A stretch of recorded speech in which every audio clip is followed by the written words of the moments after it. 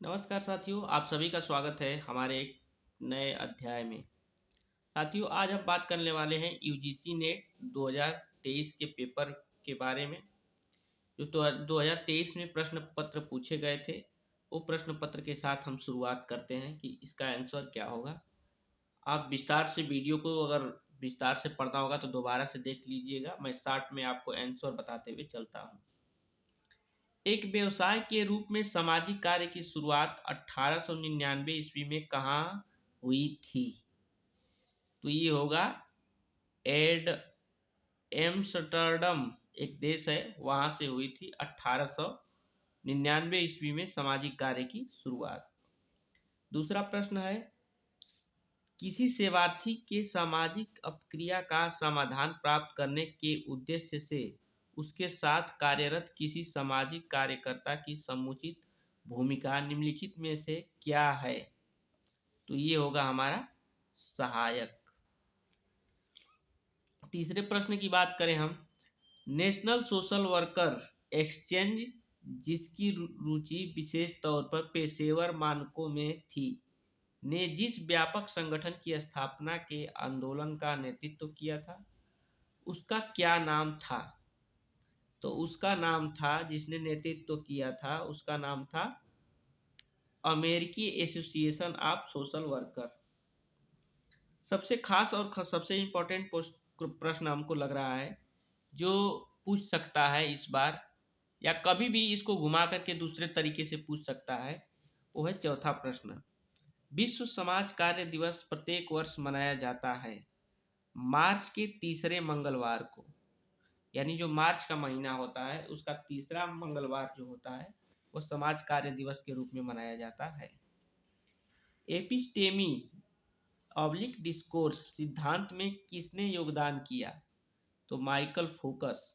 Discourse या एपिस्टेमिस में जो योगदान दिया है वैज्ञानिक ने या विचारक ने, उनका नाम है माइकल फूको। छठवां प्रश्न है, वह प्रक्रिया जिसके माध्यम से अन्य संबंधों से जनित अतार्किक तत्वों का प्रभाव चिकित्सा के ऊपर अधिरोपित किया जाता है, क्या कहलाता है? तो ये होगा हस्तांतरण। चलिए अब सातवें क्वेश्चन के ऊपर बात करें हम। किसी संस्थान का विश्लेषण सामाजिक तंत्र में इसकी सकारात्मक भूमिका की पहचान का स्वरूप ग्रहण करता है, यह क्या कहलाता है? तो यह कहलाता है प्रकार्यवाद। क्या कहलाता है? प्रकार्यवाद। अब यहाँ पे खाली स्थान दिया है तो हम आपको बता दें सबसे पहले कि खाली स्थान में भरा जाएगा पश्चगमन। पश्चगमन का अर्थ अल्प परिपक्व व्यवहार की ओर लौटना है, जो विकास के आरंभिक चरणों का अभिलक्षण है।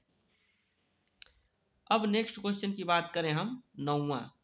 जैसे कि हर समस्या समाधान में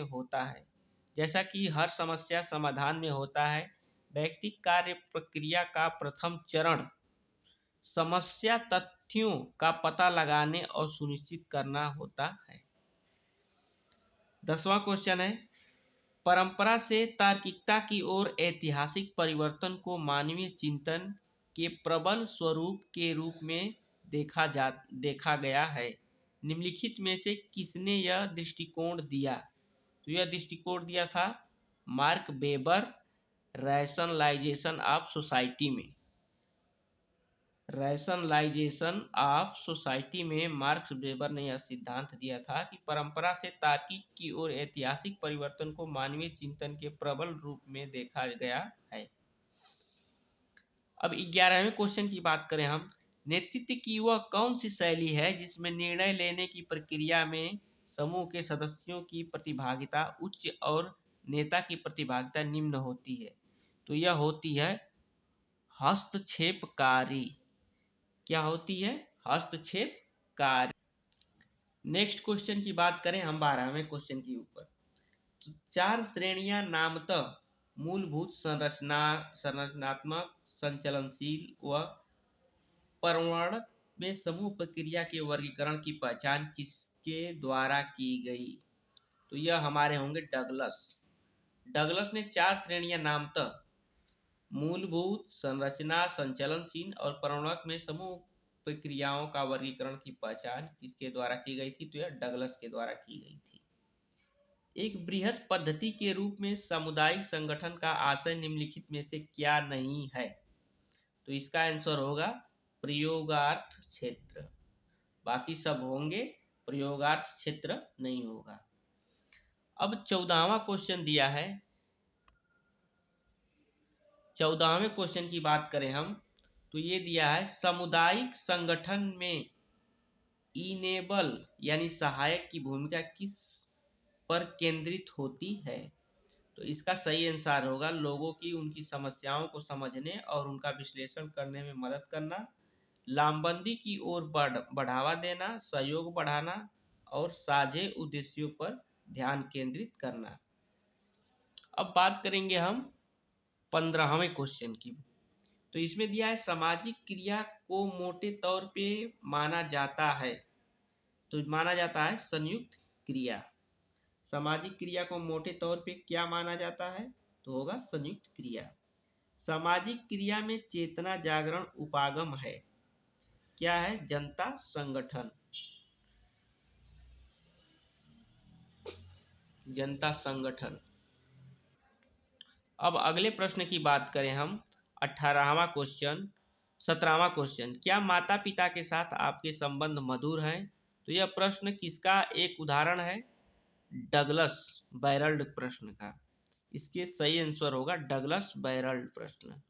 अब 18वां क्वेश्चन है, निम्नलिखित में से कौन सा गैर संभाव्यता परिचयन का एक उदाहरण नहीं है? तो इसमें सही होगा यह हमारा कस्टर्ड परिचयन।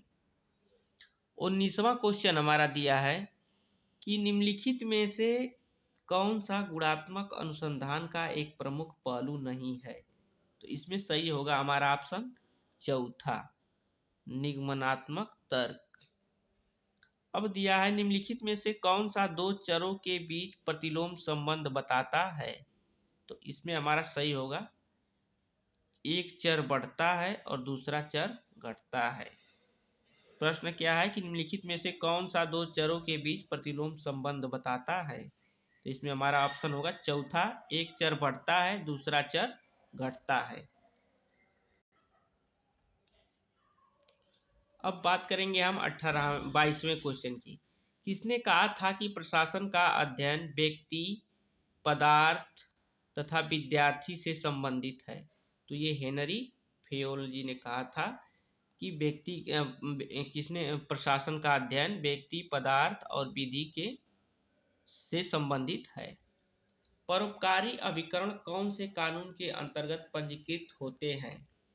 तो ये हमारा होगा सोसाइटी पंजीकरण अधिनियम 1860। अब बात करेंगे हम 24वें क्वेश्चन की। निम्नलिखित में से कौन सा समाज कल्याण प्रशासन का कार्य नहीं है? तो इसका सही आंसर होगा पहला, कार्यक्रम के लिए निर्धारित संसाधनों का ऑडिट। अब दिया है 25वां क्वेश्चन, जननांकीय संक्रमण मॉडल का एक विकास।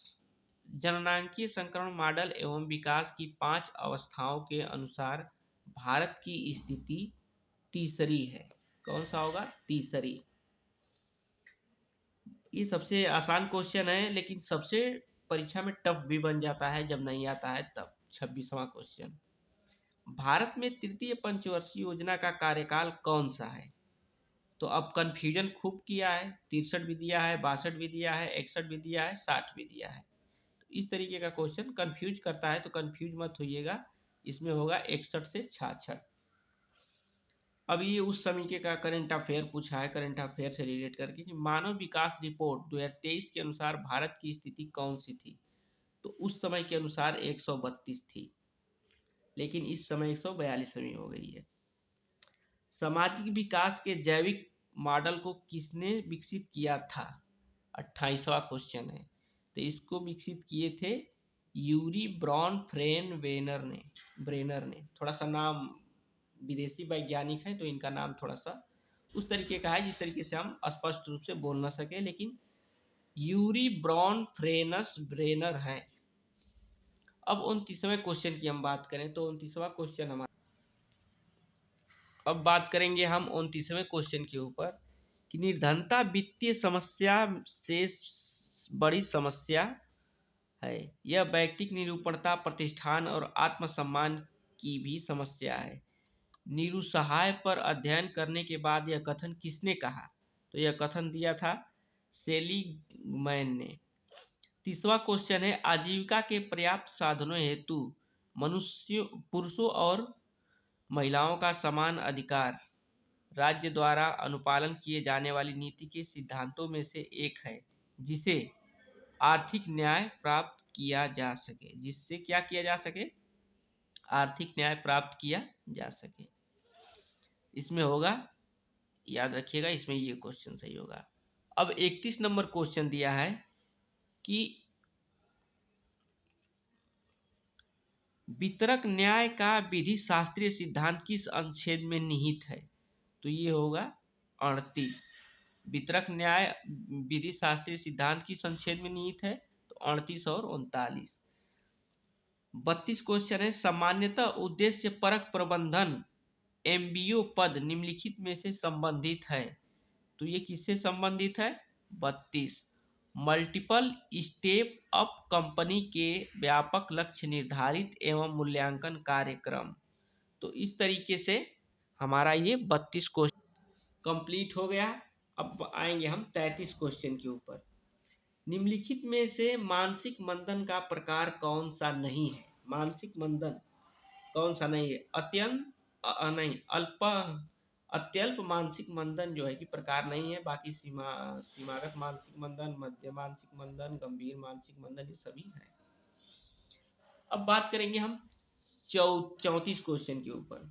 यौन उत्पीड़न निवारण अधिनियम POSH 2013 की धारा 11 क के अनुसार आंतरिक शिकायत समिति, स्थानीय शिकायत समिति, ICC और LCC को जांच पूरा करने की समय सीमा कितनी होती है? तो ये समय सीमा होती है 90 दिन की। कार्य विश्लेषण की प्रक्रिया का सोपान निम्नलिखित में से कौन सा नहीं है? तो इसका सही आंसर होगा हमारा निष्पादन मूल्यांकन। अब निम्नलिखित में से किस वर्ष को परीक्षा वर्ष के रूप में मनाया गया था? ये एडमिनिस्ट्रेशन, करेक्शनल एडमिनिस्ट्रेशन से सवाल पूछा गया है, तो ये होगा 1971। अब हम बात करेंगे 37 प्रश्न की। रूपांतरणकारी सामाजिक परिवर्तन को उत्पन्न करने वाले समाज कार्य व्यवहार को जो पृथ्वी को संसाधनों के समान रूप से साझा वितरण के साथ जीवन योग्य बनाता है, निम्न में से क्या कहा जाता है? तो ये कहा जाता है हरित समाज कार्य। अब बात करेंगे हम 38 क्वेश्चन के ऊपर। तो 38 नंबर जो हमारा क्वेश्चन होगा ये होगा, हाँ अब साफ दिख रहा है? हाँ बिल्कुल साफ है, सही है। तो अपराधों से समाज का संरक्षण के संदर्भ में सामाजिक प्रतिरक्षा कार्यक्रमों की प्रभावोत्पादकता और सामाजिक व्यवस्था के अनुरक्षण में किसके साथ वृद्धि होगी? तो इसका होगा अत्यधिक जनभागीदारी की। गाया परिकल्पना दावा करती है कि पृथ्वी ग्रह को स्वयं एवं सजीव जैव पिंड के रूप में माना जाना चाहिए, जिसके अंतर्गत मानव और अन्य प्रजातियों के प्रत्येक महत्वपूर्ण भूमिका होती है। इसका प्रतिपादन किसने किया था? तो इसका प्रतिपादन किए थे जेम्स लवलॉक। इसका प्रतिपादन किसने किया था? James Lovelock. निम्नलिखित में से कौन सामाजिक क्रिया का मॉडल नहीं है? तो इसमें होगा चौथा स्थानीय विकास मॉडल। ये सामाजिक क्रिया का मॉडल नहीं है, बाकी सब है। मूल्यों को निम्नलिखित में से भिन्न माना जा सकता है। इसमें से भिन्न बताना है, ये तो मतलब लॉजिकल टाइप का प्रश्न होता है, अगर आप थोड़ा सा ध्यान देंगे तो हो जाएगा। इसमें हमारा होगा चौथा, मूल्यों को निम्नलिखित में से भिन्न माना जाता है। हाँ सही है, सब भिन्न है आपस में। अब बात करेंगे हम 42 नंबर क्वेश्चन के ऊपर। NAPSWI द्वारा तैयार की गई आचार संहिता में निम्नलिखित प्रावधान है। तो है सामाजिक कार्यकर्ताओं के आचरण के लिए और आचरण संबंधी मुद्दों के न्याय निर्णय के लिए एक मार्गदर्शन।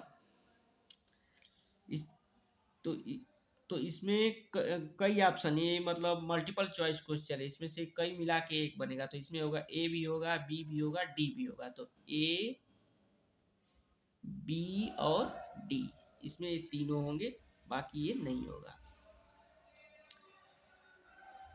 सामाजिक कार्य, चलिए, सामाजिक कार्य शिक्षा संबंधी होलिस टेलर रिपोर्ट सामाजिक कार्य को निम्नलिखित रूप में दर्शाती है। तो ये किसमें दर्शाती है? सामाजिक क्रियाकलाप में। अब बात करेंगे, नहीं सामाजिक क्रियाकलाप में नहीं, इसका ऑप्शन होगा पहला, ए भी होगा, बी भी होगा और सी भी होगा, नेटवर्क क्रियाकलाप नहीं होगा। अब बात करेंगे हम 44वें प्रश्न की, निम्नलिखित में से कौन से नारीवादी सामाजिक कार्य का प्रमुख भाग नहीं है? तो इसमें होगा तीसरा ऑप्शन, बी और ई, जिसको आप पढ़ लीजिएगा। पढ़ूंगा तो ज़्यादा वीडियो लंबी हो जाएगी, इसीलिए मैं क्वेश्चन को पढ़ नहीं रहा हूँ, लेकिन स्पष्ट रूप से वीडियो में दिखाने का पूरा कोशिश कर रहा हूँ कि आपको क्वेश्चन दिखे और आप भी इस पे मंथन करें। जैविक मनोवैज्ञानिक सामाजिक उपागम निम्न में से किन पर फोकस करता है?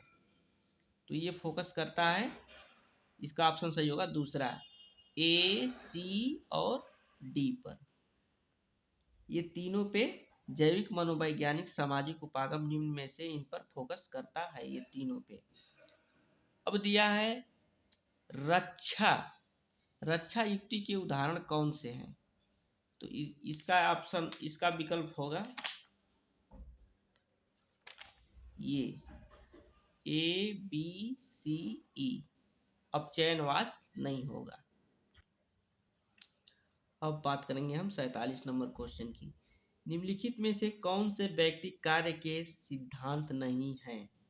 तो इसमें हमारा ऑप्शन होगा तीसरा, सी और ई, ये व्यक्ति कार्य के सिद्धांत नहीं है।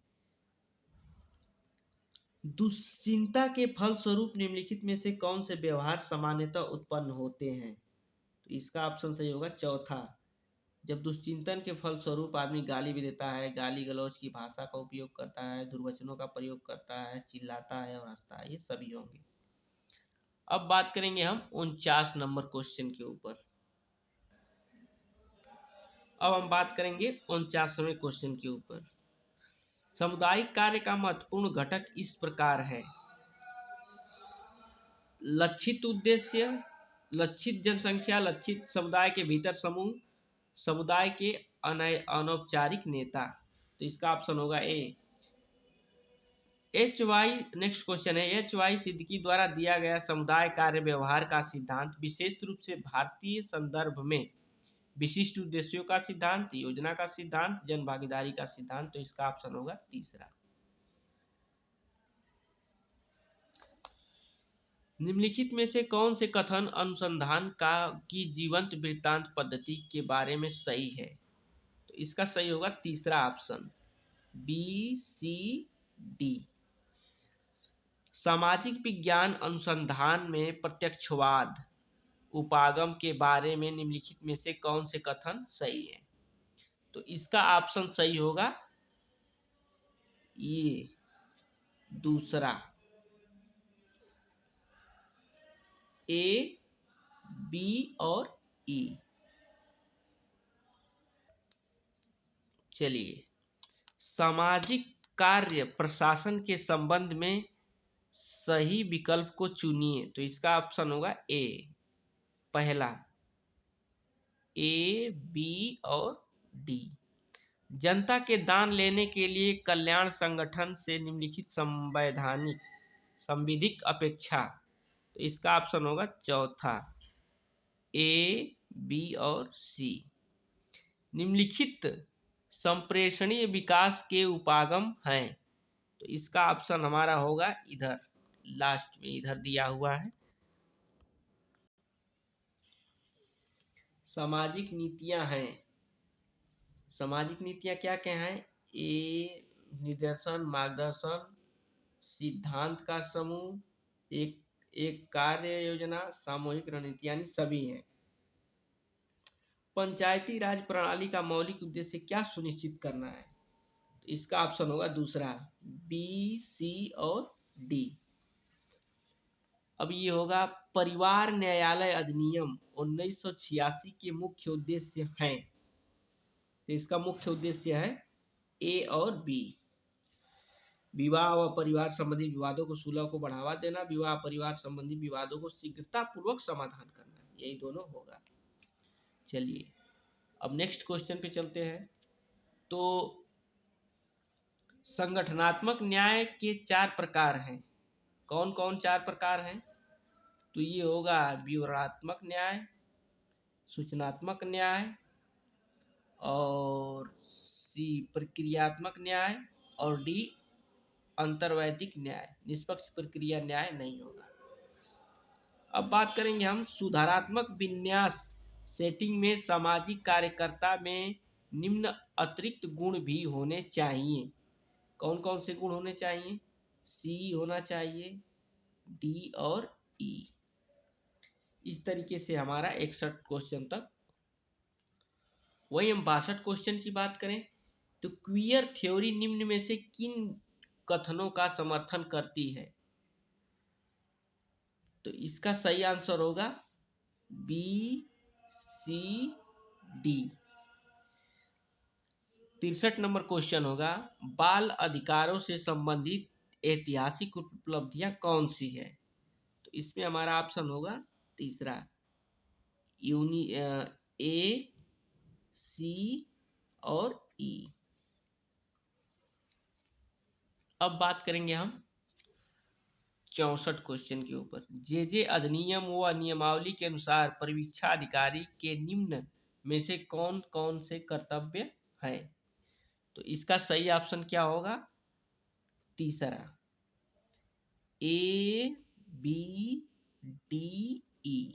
ये किशोर व बालिका का मित्र व विश्वास बनने से परिवहार व तथ्य एकत्र करने की लड़ाई करना, ये नहीं होगा। अब बात करेंगे हम 65 क्वेश्चन के ऊपर। संयुक्त राष्ट्र बाल अधिकार अधिनियम UNCRC में अधिगृहित बालकों के अधिकार हैं। तो इसका ऑप्शन होगा बी, सी और डी। बाकी पोषण का अधिकार, आमोद प्रमोद का अधिकार, ये सब नहीं होगा। ठीक है।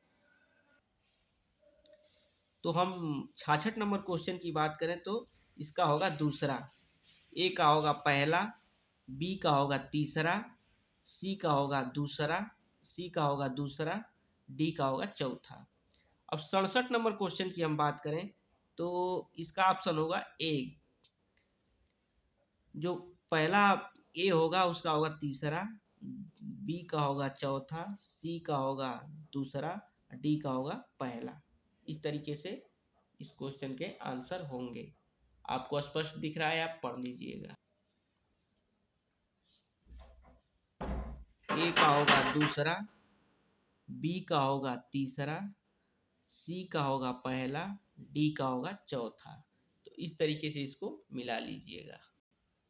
अब 69 नंबर क्वेश्चन की बात करें तो इसका ऑप्शन सही होगा दूसरा, यानी ए का जो होगा दूसरा होगा, बी का पहला होगा, सी का चौथा होगा और डी का जो है तीसरा होगा। अब 70 नंबर क्वेश्चन की बात करें तो इसका ऑप्शन सही होगा दूसरा, ए का चौथा होगा, बी का तीसरा होगा, सी का दूसरा होगा और डी का पहला होगा। डी की बात करें तो डी का पहला होगा। इस तरीके से इसको हम मिला देंगे। अब 71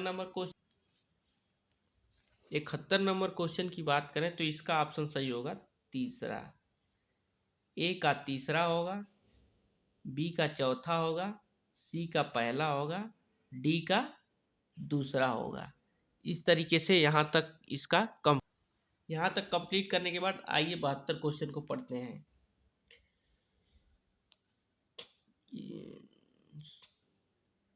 सूची 1 के साथ सूची 2 को इसको भी मिलान करना है। साथियों आपको बता दें कि कम से कम 10 क्वेश्चन यहाँ पे देख सकते हैं आप, यहाँ पे 10 क्वेश्चन मिलान करने को आपको आएगा ही। ये मिलान करने वाले सबसे सटीक क्वेश्चन होते हैं, इसमें ज़्यादातर सही होने के चांस होते हैं, इसलिए ताकि आपको क्वेश्चन और आंसर दोनों सामने ही दिखता है और इसमें सिर्फ एक आप पकड़ लेंगे। जैसे क्वेश्चन को आप गेस कर लेंगे, अगर एक ऑप्शन आपसे गेस हो सकता है तो मान लीजिए कि वो क्वेश्चन पकड़ में आ जाता है और उसके हिसाब से वो पूरा क्वेश्चन सही हो जाता है। जैसे मान लीजिए हमने इसमें से एक हमको पता है मार्क्स का, मार्क्स को हमको किसके साथ मिलाना है, तो मार्क्स को हमको मिलाना है तीसरे के साथ, विरोध व कल्याणकारी समाज। यानी मार्क्स क्या था, रेडिकल था, तो विरोध भी करता था, समाज के कल्याण के लिए करता था। तो ये क्वेश्चन मिल गया, इसलिए अब इसको देखिए बी का तीसरा किसमें सही है, तो बी का तीसरा सिर्फ इसमें सही है, इसलिए इस क्वेश्चन को हमने सही लगा दिया। इस तरीके से आपको वाट क्वेश्चन गेस करना है। अब 73 की बात करें हम, तो 73 का हमारा सही होगा तीसरा। इसमें पहला क्या होगा, अब जैसे मैंने सोचा कि भारत में मानवाधिकार के जनक, अब मानवाधिकार का जनक पूछा है तो इसमें होगा जस्टिस पी.एन. भगवती। तो एक हमको मिल गया, तो इसके हिसाब से ए का तीसरा कौन है, तो ए का तीसरा सिर्फ एक में है। इस तरीके से इसको हम मिला देंगे। अब बात करेंगे हम 74 क्वेश्चन की। 74 नंबर क्वेश्चन क्या है कि इसमें एक्ट वर्ष दिया है कि कब कौन एक्ट आया था। तो इसमें हम मिलाएंगे कैसे, ए का चौथा इंडियन पिनल कोड जो आया था वो आया था 1860 ईस्वी में। अब एक मिल गया, अब ए का चौथा किस में है, दूसरा में, पूरा मिला दो, सब सही हो गया। अब 75 नंबर क्वेश्चन की बात करेंगे तो ये भी वर्ष पूछा है। इसमें कौन सा होगा, ए का पर्सनल विद डिसेबिलिटी एक्ट कब आया था, पहली बार 1900, पुराना वाला जब 2016 वाला नहीं आया था तो इसके पहले पुराना वाला 1995 चलता था, जिसमें 7 प्रकार की विकलांगता बताई गई थी। अब कितनी विकलांगता हो गई है, 21 प्रकार की विकलांगता हो गई है। तो इस तरीके से यहाँ पे 75 क्वेश्चन तक कंप्लीट हो गया है। आगे हम बात करेंगे 76 नंबर क्वेश्चन का। निम्नलिखित वाक्यांशों संकल्पनाओं को समाज कार्य में उसके प्रचलन के आरोही क्रम में व्यवस्थित कीजिए। तो इसका ऑप्शन सही होगा ए बी सी डी, यानी सब ये क्रम में है, ठीक है। निम्नलिखित सुधार आंदोलनों को सही आरोही क्रम में व्यवस्थित कीजिए। तो इसका सही क्रम क्या होगा, चौथा बी ए सी डी, यानी पहले बी आया, फिर ए आया, फिर सी आया, फिर डी आया। तो इस तरीके से इसको मिला लीजिएगा। सामाजिक आंदोलनों के निर्माण की अवस्थाओं को व्यवस्थित कीजिए। तो इसमें हमारा ऑप्शन कौन सा होगा, तीसरा ऑप्शन होगा। डगलस के अनुसार सामूहिक कार्य की 5 अवस्थाएं होती हैं। डगलस द्वारा बताई गई अवस्थाओं को सही क्रम में व्यवस्थित कीजिए। तो इसमें कौन सा होगा, दूसरा, यानी सबसे पहले उन्होंने दिया था संपत्तिकरण, संप्रत्ययीकरण, फिर उसके बाद सृजन, फिर उसके बाद संक्रिया, फिर इसके बाद समापन और उसके बाद मूल्यांकन। तो इस तरीके से उन्होंने 5 जो दिया था उसको क्रम में लगाना था। तो इस क्रम में आपको बता दें कि ये क्रम 10 क्वेश्चन कम से कम आपको क्रम से लगाने के लिए आते हैं। तो ये क्रम वाला भी आप लगा सकते हैं जब आपको एक मतलब अगर इसमें से एक कोई पकड़ में आ जाता है। अब जैसे हमको मान लीजिए कि हमें पता है कि प्रार्थना सत्य शोधक समाज कब आया था और प्रार्थना समाज कब आया था। तो अगर ये दोनों पता है तो हम इसको गेस करके आगे पीछे करके इनको लगा सकते हैं। तो इस तरीके से इस क्वेश्चन को हल करना है। अब बात करेंगे हम 80 नंबर क्वेश्चन की कि सामुदायिक कार्य व्यवसाय के अनुक्रम को उनकी सही अवस्थाओं के अनुसार व्यवस्थित कीजिए। तो इसमें क्या होगा, क्रम से ही सब है, A B C D E सब क्रम से है। 81 नंबर क्वेश्चन है, निम्नलिखित संकल्पनाओं को किसी शोध अध्ययन के उपक्रम के सही अनुक्रम में व्यवस्थित कीजिए। तो इसका जो ऑप्शन होगा, इसका ऑप्शन होगा ए सी बी डी ई, ए सी बी डी ई, यानी इस तरीके से इसको लगाना है। 82 नंबर क्वेश्चन क्या दिया है कि नीति निर्माण के चरणों को उचित क्रम में व्यवस्थित कीजिए। तो इसका उचित क्रम क्या होगा? ए, फिर उसके बाद ई, फिर उसके बाद सी, फिर डी, फिर उसके बाद बी। इस तरीके से उसको क्रम में लगाया गया है। अब बात करेंगे हम 83 अनुमोदन वर्ष। अनुमोदन वर्ष के संदर्भ में महत्वपूर्ण संयुक्त राष्ट्र मानवाधिकार सम्मेलनों को आरोही क्रम में व्यवस्थित करें। तो इसको किस क्रम में करेंगे? चौथा, यानी ए बी सी डी, यानी सब ये क्या है? क्रम में है। अब बात करेंगे हम 84 नंबर क्वेश्चन की। औद्योगिक विवाद अधिनियम के तहत विवाद समाधान तंत्र के भाग के रूप में विभिन्न प्राधिकरणों का गठन किया गया, उनको आरोही क्रम में व्यवस्थित कीजिए। इसका होगा दूसरा, यानी ए होगा, फिर बी होगा, फिर सी होगा, फिर डी, यानी ये क्रम में ही दिया हुआ है। अधिकांशतः इसमें क्रम में ही दिया हुआ है। आप वहाँ अपने क्वेश्चन को पढ़िएगा, उसके अनुसार से अगर आपको भी लगेगा तो क्रम वाला ज़्यादातर प्रीफर करिएगा, आप भी चूज करिएगा। भारत में बच्चों से संबंधित नीति अधिनियम को उसके स्थापन वर्ष के अनुसार व्यवस्थित कीजिए। तो इसमें हमारा कौन सा सही ऑप्शन होगा? तीसरा, यानी बी आया पहले, फिर उसके बाद डी आया, फिर उसके बाद सी, फिर उसके बाद ए। पास्को एक्ट जिसको हम कहते हैं 2012 में। ठीक है। सबसे पुराना हमारा कौन सा है? बी, प्रथम राष्ट्रीय बाल नीति। तो इस तरीके से 85 क्वेश्चन तक कंप्लीट हुई है। आगे आगे ये देख लीजिए गद्यांश किस तरीके का होता है। गद्यांश को अच्छे से देख लीजिए आप, गद्यांश किस तरीके से पूछता है। फिर गद्यांश को पढ़ करके और उसका नीचे का प्रश्न आपको हम दिखा देते हैं। प्रश्न आप पढ़ लीजिए और उसको करिएगा खुद। पहले आप गद्यांश वीडियो रोक करके भी पढ़ सकते हैं। गद्यांश ये है और इसके ये सारे क्वेश्चन हैं। 93, 94, 95, 95, ये रहा 94। अब ये दूसरा गद्यांश दिया है, आपको पता होगा पहले से ही कि इसमें 2 गद्यांश पूछता है। तो ये गद्यांश हो गया और इसके प्रश्न जो है कि पीछे दिए हुए हैं उसको भी मैं दिखा देता हूँ। ये प्रश्न दिए गए हैं 96, 97, 98, नीचे 2 प्रश्न दिए गए हैं। इसको भी पढ़ लीजिएगा 99 और 100। तो कैसा लगा मेरा ये प्रयास? मैंने काफ़ी मेहनत करके मेरे पास स्टैंड नहीं था, इस वीडियो को मैंने शूट किया है। आप अपना रिएक्शन ज़रूर दीजिएगा और जो भी कमी होगी हमको ज़रूर कमेंट में बताइएगा। मैं अपनी पूरी कमी को सुधारने की कोशिश करूँगा। और हम सोचते हैं कि एक अच्छा प्रयास के माध्यम से यूजीसी नेट जेआरएफ की तैयारी की जाए निःशुल्क, और आप सबका साथ बना रहेगा तो हम ऐसे ही प्रयास जरूर करते रहेंगे। नमस्कार, धन्यवाद। आप सभी का दिन शुभ हो, परीक्षा अच्छी हो, यही मेरी शुभकामनाएं हैं।